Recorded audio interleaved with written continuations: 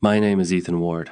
I'm 47 now, but this story began when I was 29, pouring concrete and chasing stability in the heart of Denver, Colorado. Back then, I thought I'd built a life as solid as the foundations I laid each day. I worked for Holstead Construction, a steady job that came with calloused hands, aching shoulders, and quiet pride. I owned a modest two-story home in Thornton, a house that smelled of coffee, baby lotion, and the soft chaos of family life. My wife, Claire Ward, and I had been married 6 years. We had 3 children: Noah, 5, Lily, 3, and Sophie, barely 18 months old. I wasn't much of a talker. I believed love didn't need to be spoken, only shown through overtime hours, paid bills, and promises kept. My salary was $34,000 a year, not wealth, but enough. Claire worked part-time at a dental clinic downtown, handling paperwork and insurance calls, earning another 18. Together, we managed the $1,200 mortgage, 2 aging cars, and the little dreams that came with family dance lessons for Lily, t-ball for Noah, daycare for Sophie. If you crave stories of betrayal, revenge, and redemption, hit that subscribe button. There are new, untold stories here every day, each one sharper than the last. Looking back, I see now that I was living in a carefully constructed illusion. Claire smiled over pancakes just 3 days before it happened, syrup on her fingers, sunlight in her hair. She kissed my cheek before I left for work, whispered, "Have a good day, Ethan," as if she meant it. It was a Tuesday in March 2007. I remember because our tax refund had just come in $800. We'd planned to use it for a summer trip to Rocky Mountain National Park. I came home at 6:30 that evening expecting the usual noise, laughter, the clatter of dishes, cartoons echoing down the hall.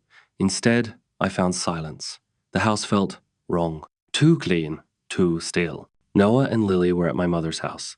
I'd later learned Claire dropped them off that morning with some excuse about errands. Sophie was still at daycare waiting for me.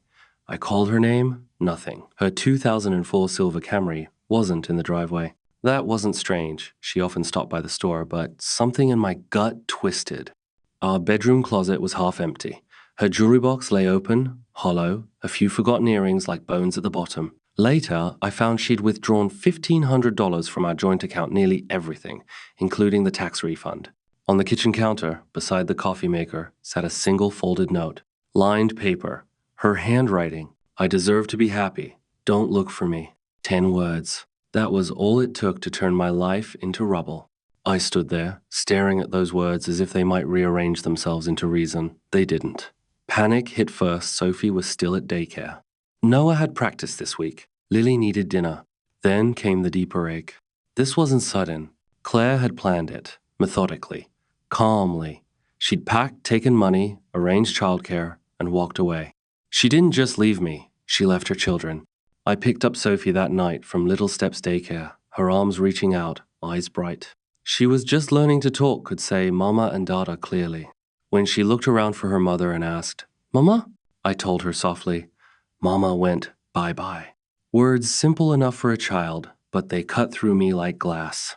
I drove to my mother's place in Westminster, 20 minutes away. Martha Ward, a woman carved from storms, had raised 5 kids alone after my father's death when I was 12. She answered the phone before I even spoke. "Ethan, what's wrong?" she asked. "She's gone, Mom." "Claire's gone." Silence. Then her steady reply, "I'll put coffee on. Bring the kids." That was my mother. No drama, no judgment, just calm amid chaos. The next few days blurred together. I called in sick, something I'd never done before. The crew at Holstead was understanding, but I couldn't afford many days off. Construction doesn't pay sympathy wages, and the bills didn't pause for heartbreak. Then came the call that broke what was left of me. It was Lisa, Claire's sister. Her voice trembled through the receiver. "Ethan, I'm so sorry. I thought you knew." And just like that, the truth began to surface. Claire had been seeing a man from her office for months. I heard the name like a drip in a dark room, Rico Santana. I learned it because I called the dental clinic, pretending to check on an insurance form, and the receptionist let slip that Claire and this Rico had both quit that Tuesday. No notice, no explanation. They'd cleared out their desks and walked out together. They were in Phoenix now, she said, as if that settled everything. Betrayal has a weight to it. It settles into your ribs and makes ordinary mornings feel like trials. Noah asked every dawn when his mother would come home. Lily at 3 couldn't name the absence, but she clung to me like a leaf to a branch in a storm. Sophie kept looking around the living room and saying, "Mama, In that tiny, hopeful voice toddlers have when they believe the world can be fixed by names alone, I had 3 small people folded into my life who needed me to be a refuge and a backbone all at once. That night, at the kitchen table with a lukewarm beer and a stack of bills, I made a decision. I would not chase Claire. I would not beg. I would not teach my children that love meant pleading for someone to return. Instead, I would become steadiness. I would be the parent she had chosen not to be.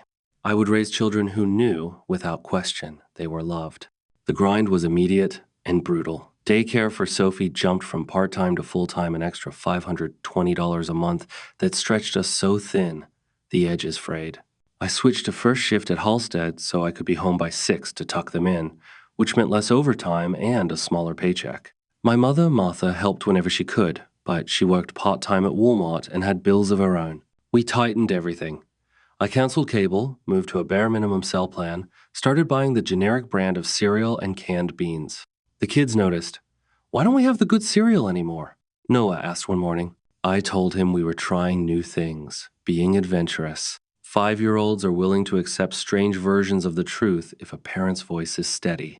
3 months after Claire left, I hired a private investigator. Not out of spite, but because I didn't trust silence to protect me later. I didn't want surprise custody claims or sudden demands. The PI, Caleb Reyes, took $300 up front and 2 weeks later handed me a folder. Claire and Rico were renting a studio in Tempe. Rico had landed a job at another dental office, pulling in about $32,000 a year.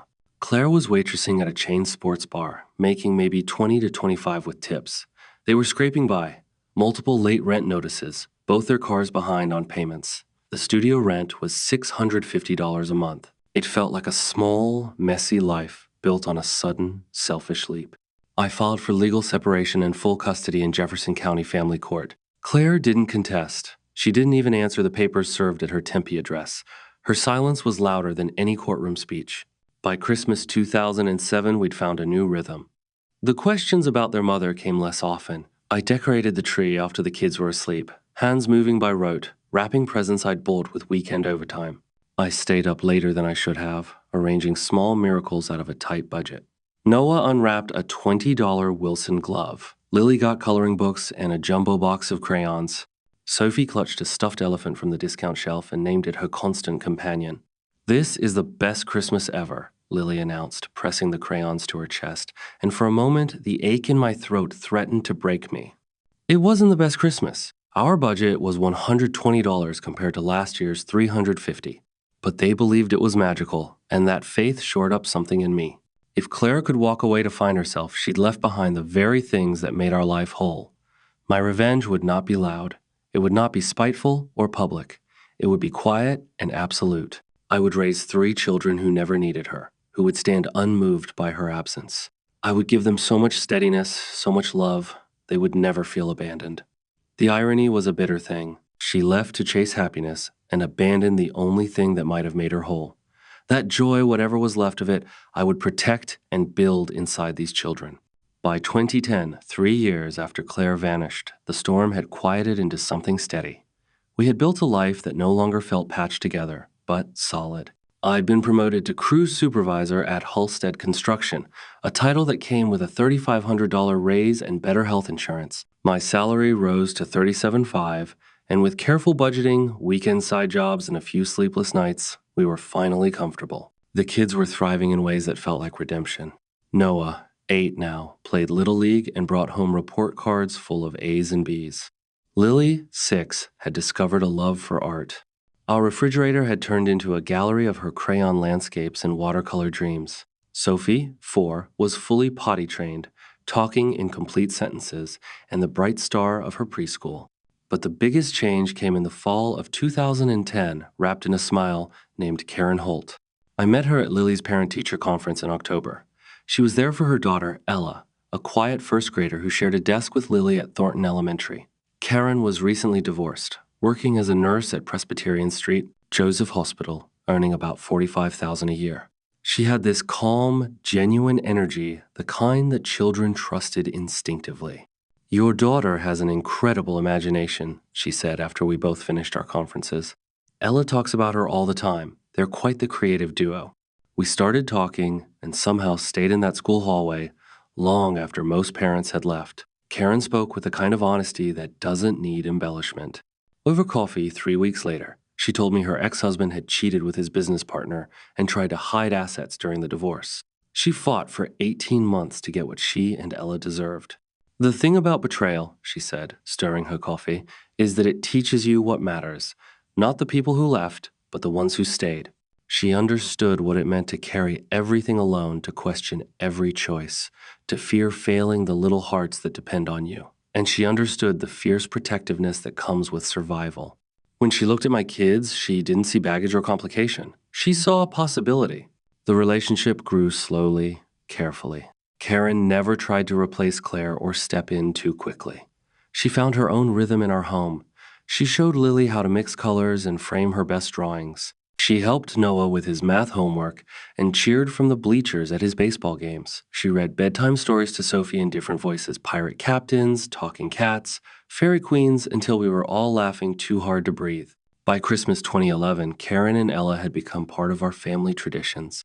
We visited the Denver Botanic Gardens for the holiday lights, baked cookies that never quite looked like the photos, and exchanged modest gifts. By summer 2012, after long talks and careful thought, we decided to move in together. Karen sold her townhouse in Arvada, and we found a 4-bedroom rental in Broomfield Good Schools, enough space for 5 kids and 2 exhausted adults. The rent was $1,400 a month, more than I'd been paying before, but manageable with both our incomes. I proposed to Karen on Sophie's 7th birthday in March 2013. Not because my children needed a mother, they'd already proven they could thrive without one, but because I'd fallen in love with a woman who made our life brighter than it had ever been. The ring cost $800, 2 months of quiet saving, but the look in her eyes when she said yes was worth 10 times that. "Will you be our real mom now?" Sophie asked, tugging at Karen's dress. Karen knelt to her level, smiling softly. "Honey, I've been your real mom for a long time. Now it's just official." Our wedding was small, heartfelt, and every bit ours. Family and close friends filled my mother's church in Westminster. The total cost was $2,800 money we'd saved over 6 months. Noah, 11, was my best man, too young to give anyone away, but old enough to stand beside me with pride. Lily, 9, was maid of honor, her dress found on sale at JCPenney. Sophie and Ella, 7 and 8, were flower girls in matching dresses Karen made herself. It was everything my first wedding wasn't: simple, genuine, overflowing with warmth. By then, Claire had been silent for 6 years. No letters, no calls, no birthday cards or support checks, nothing. The kids had stopped asking about her. When teachers or friends asked about their family, they spoke of Karen as their mother, without hesitation or qualification. And for the first time in years, that word family didn't ache when I heard it.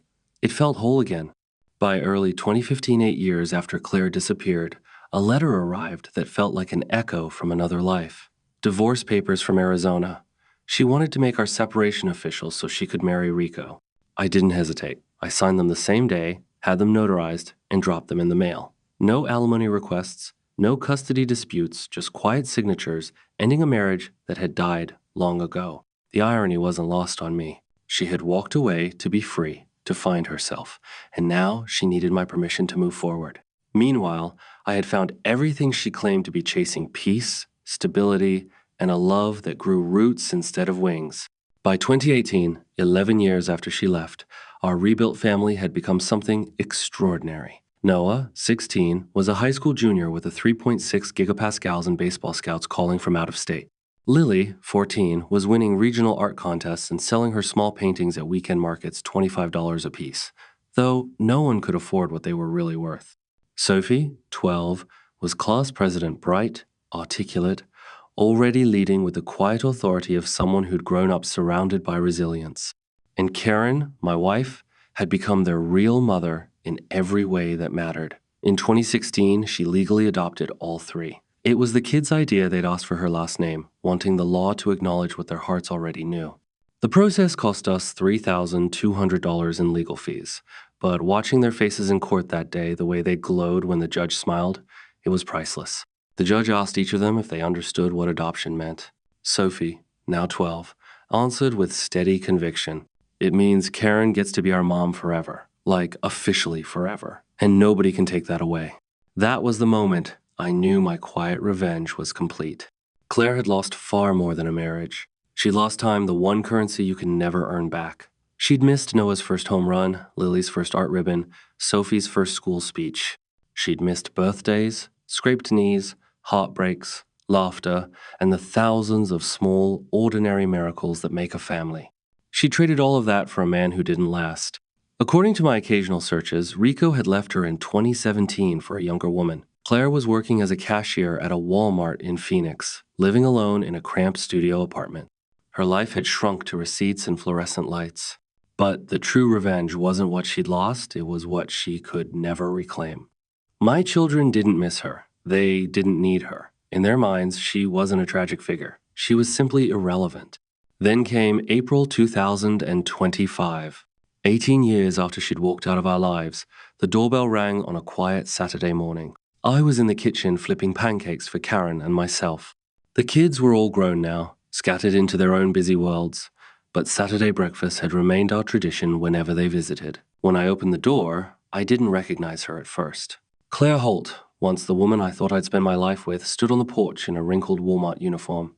Her face was lined, her hair dull and gray, her eyes searching.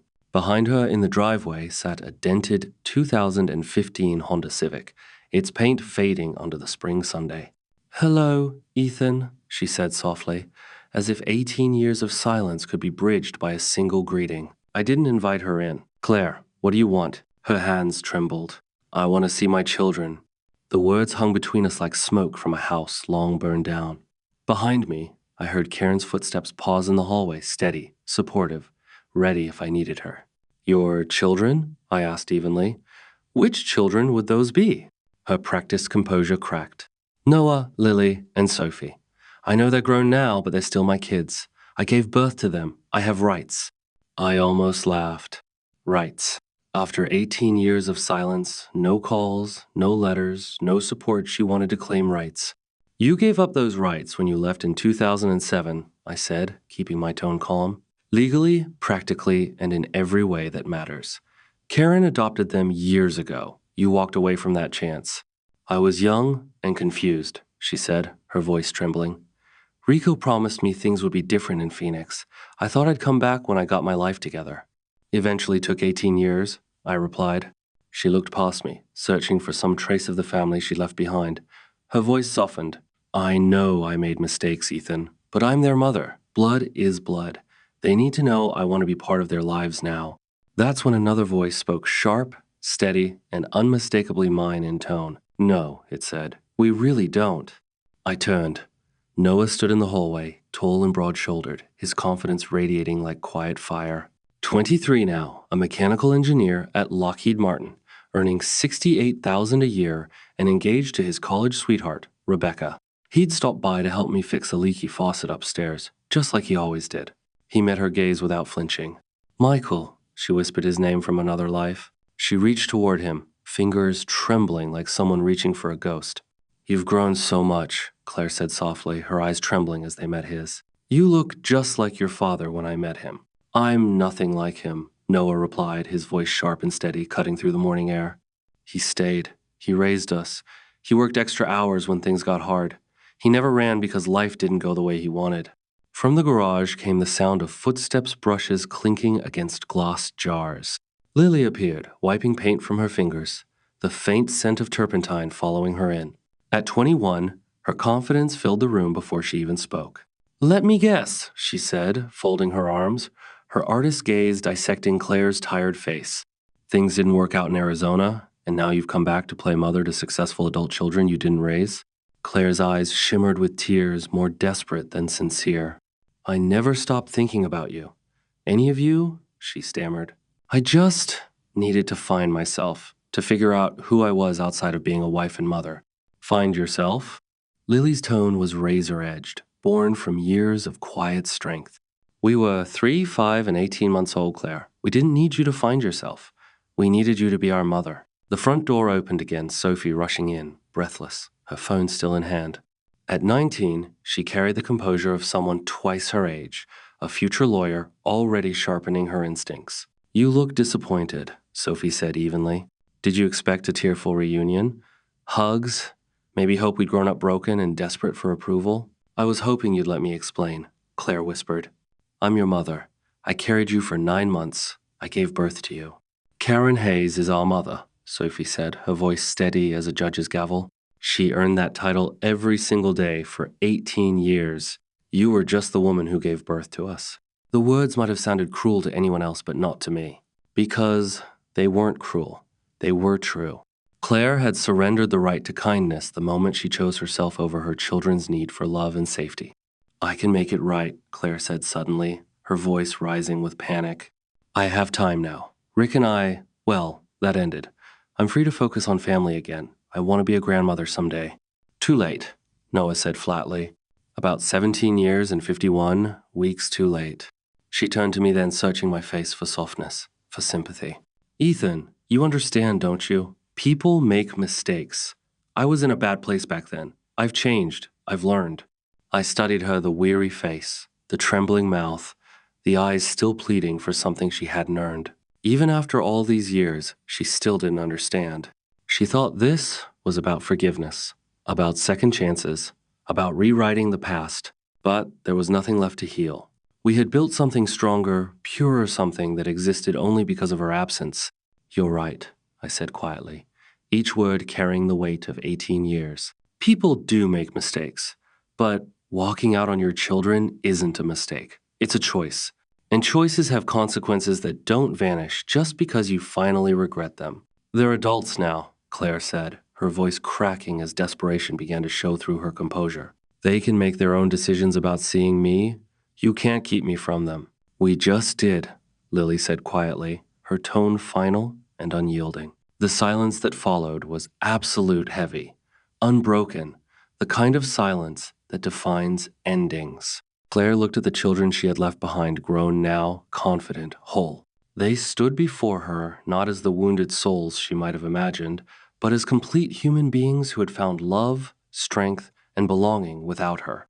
Perhaps, in that long, breathless moment, she finally understood the full weight of what she had thrown away. I see, she whispered, her voice trembling. I suppose. I understand. She turned toward the door, hesitated, and looked back one last time. For what it's worth, she said, tears breaking free, I am sorry. I really am. Sorry you left, Sophie asked, her voice cutting clean through the dusk. Or, sorry it didn't work out with Rick? Claire said nothing, because there was nothing left to say. We all knew the truth. She wasn't sorry for leaving. She was sorry for how her life had turned out. Sorry that the fantasy she traded us for had dissolved into loneliness and regret. But remorse isn't the same as redemption. She walked to her dented silver Honda Civic, the engine sputtering to life like an echo of all her broken promises. We watched from the doorway as her taillights disappeared down the street. Perhaps back toward her small apartment in Phoenix, back to late-night shifts and empty rooms filled with memories she'd rather forget. When the red glow finally vanished around the corner, Karen stepped beside me and wrapped her arms around my shoulders, the same embrace that had held our family together for nearly 2 decades. You okay? She whispered. I nodded. More than okay. Noah, Lily, and Sophie joined us, the 5 of us folding into a quiet, wordless embrace, not one born of obligation, but of choice, of shared survival.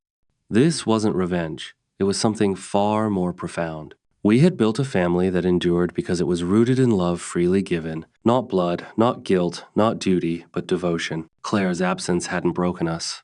It had forged us sharper, steadier, stronger. That evening, as Karen and I sat on the back deck, the sun melting behind the Rockies, she looked at me and asked softly, Do you feel vindicated? I shook my head. No, grateful. Grateful? She echoed. Grateful she left when she did, I said. If she hadn't, I might never have learned what real love looks like. The kids might never have known what it means to be truly seen, truly wanted. And they might never have had you as their mother. My revenge wasn't cruel or grand. It was simple. I had raised 3 extraordinary human beings. Children who grew into the kind of people any parent would dream of, who chose me, who chose Karen, who chose us. Claire could drive back to her empty apartment, to the life she'd chosen over us, but she could never reclaim what she'd abandoned. Some doors, once closed, are sealed forever. Some chances, once lost, never return. And Claire learned that truth 18 years too late. That was the most perfect justice any of us could have asked for.